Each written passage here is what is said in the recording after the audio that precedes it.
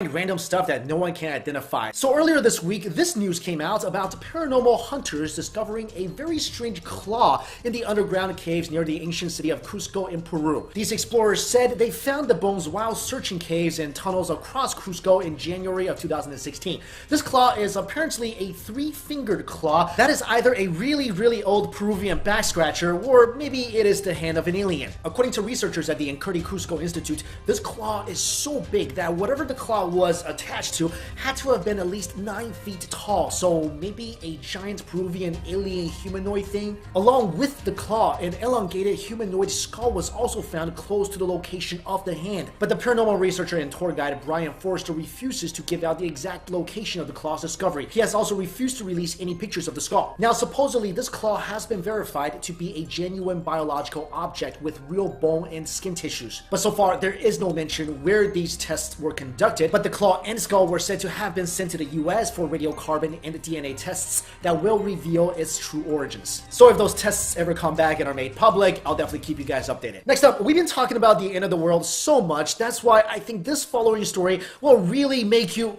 more depressed. According to mathematical models created by Professor Turchin from the University of Connecticut, political turmoil is going to be at its highest peak in the 2020s. Turchin is a professor of ecology and mathematics and has developed something called cliodynamics, something that predicts broad social trends and the deep structural causes of these developments. It doesn't predict stuff like Trump being elected president, but it has predicted rising social and political instabilities. He began by using math to predict human activities from 1500 BCE to 1500 CE, and then moving on to using similar mathematical models to foresee future events. Turchin explains that the turmoil peaking in the 2020s will be caused by elite overproduction, in which the gap between the rich and poor grows even wider. Although the result of such turmoil is unknown, it is kind of creepy that Turchin's predictions about our economy collapsing does match that of Nostradamus. But Turchin says these predictions are a good thing. He says this means that we can avoid the worst, perhaps by switching to a less harrowing track, perhaps by redesigning the roller coaster altogether. And finally, in the state of Guerrero in southwestern Mexico, a woman named Guadalupe Hernandez claims to have witnessed the statue of the Virgin of Guadalupe shedding tears. The Virgin of Guadalupe statue was built in Mexico City in the 1500s after supposedly Mary appeared to a peasant and asked for a statue to be built of her. The woman said that it was midday when she stood in front of the statue and spoke to it. She had just finished her prayers and suddenly noticed that the statue was shedding tears. She claims that such an event is a gift from God, although she doesn't know the reason behind the crying. The statue has now been moved to a religious colony where it will be studied by priests. I just want to say, although we don't know if the tears are real or not, a question to think about is this: what could Mary possibly be crying about? Also, I honestly don't know if a holy statue crying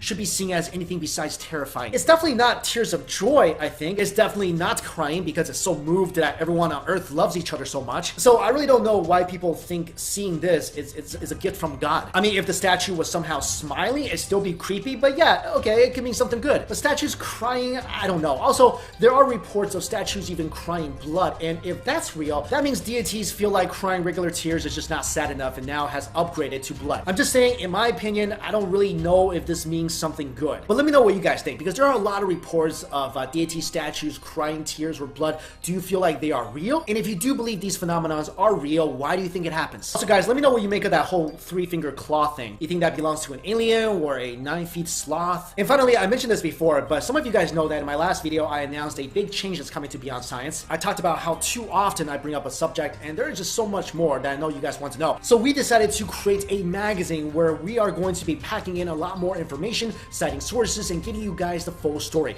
Basically building a community of open-minded people asking big questions and therefore pushing humanity forward. So I have a question for you guys, because you guys are the reason why any of this is even possible. What do you want to see in this magazine? What topics do you want us to cover in depth? Let me know that as well in the comments below. Thank you all so much for watching this video. See ya. Hey guys, thanks for watching Beyond Science. It's Mike Chen. I love it when we find random stuff that no one can identify. So earlier this week, this news came out about paranormal hunters discovering a very strange claw in the underground caves near the ancient city of Cusco in Peru. These explorers said they found the bones while searching caves and tunnels across Cusco in January of 2016. This claw is apparently a three-fingered claw that is either a really old Peruvian back scratcher or maybe it is the hand of an alien. According to researchers at the Cusco Institute, this claw is so big that whatever the claw was attached to had to have been at least 9 feet